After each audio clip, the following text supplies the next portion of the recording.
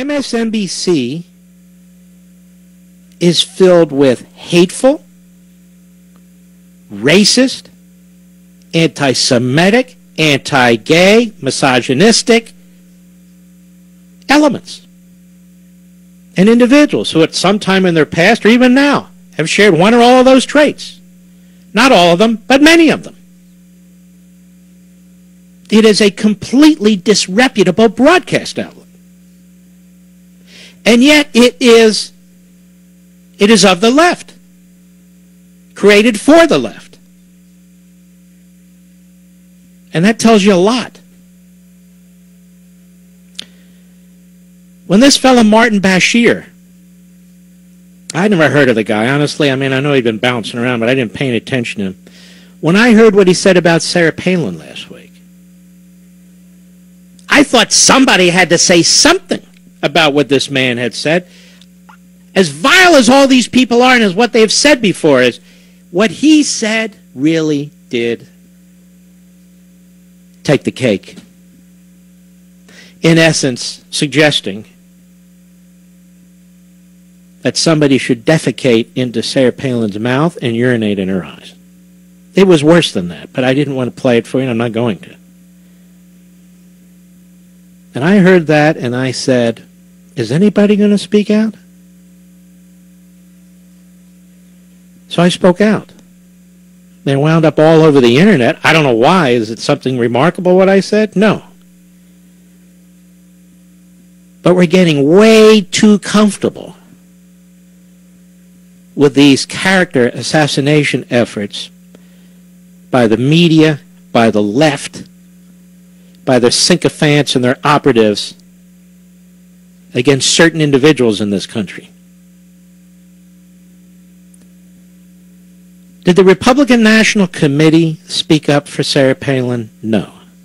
Did Karl Rove go on Fox to defend one of his colleagues? No. Did all of those folks on Fox, with a few exceptions, stand up for her? No. And not just Fox. What about conservatives on other cable channels like CNN? No. It's a freebie. Sarah Palin, ha ha ha. Sarah Palin is a mother and a wife and a grandmother. She hasn't done anything to harm anybody.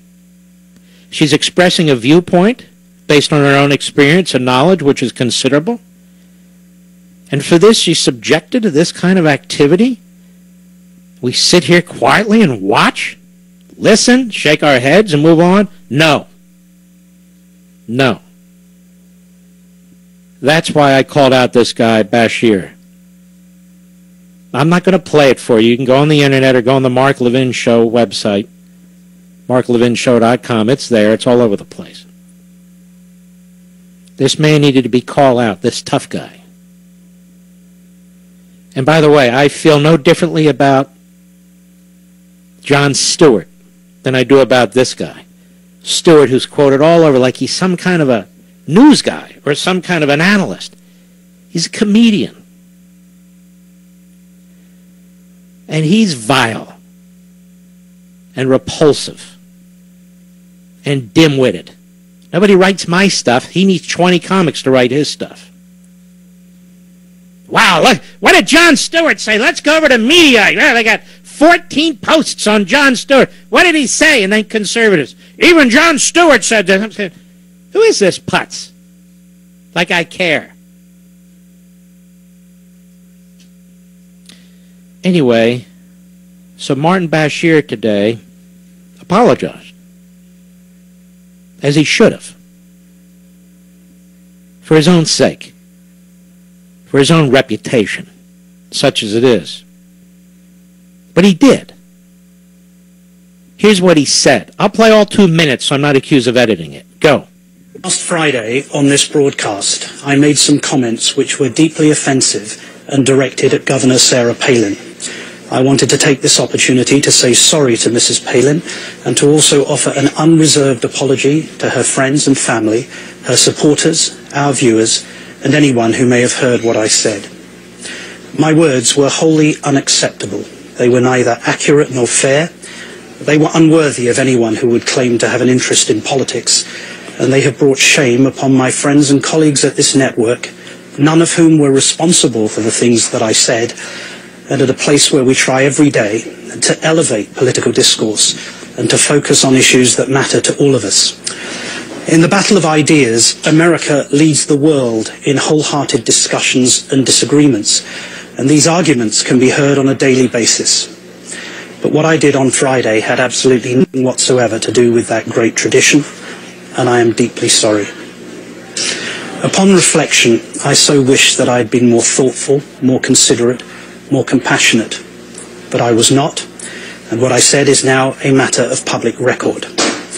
But if I could add something to the public record, it would be this: that I deeply regret what I said, and that I have learned a sober lesson in these last few days, that the politics of vitriol and destruction is a miserable place to be and a miserable person to become. And I promise that I will take the opportunity to learn from this experience. My hope is that it will renew in me a spirit of humility and humanity that looks for the good and that builds upon the great things that this country has to offer to all of us, regardless of our political persuasion. This will be my guiding light and compass in the days ahead. But once again, I am truly sorry for what I said on Friday. Well, time will tell, and that is a remarkable statement. And I hope his colleagues over there at MSLSD are listening. You listening, Chrissy Matthews? How about you, Scarborough? Yeah, you. You're a real piece of work. Lawrence O'Donnell? How about you, pal? You listening? Ed Schultz. Talk about a lowlife. There he is. And of course, Sharpton. I guarantee you he's not listening. Rachel Maddow, who dresses up her vitriol in pseudo-intellectualism. We're on to you too, Rachel. We really are. That MSNBC, ladies and gentlemen, is a hateful, vile, character assassinating outlet. That's what it is. That's what they do. And it should tell you plenty that the personnel, many of them, from MSNBC cross-pollinate, as we like to say, with the personnel at NBC News. It amazes me that any so-called journalist would want to be seen on MSNBC, and yet there they are. Andrea Mitchell, among others. And Brian Mitchell, from time to time in election-related matters, sits right next to Chris Matthews. And of course, Joe Scarborough, the great sellout, the great pretender. He shows up everywhere. And the irony there is he's lecturing you and me about conservatism, about civility, and about things he obviously knows nothing about.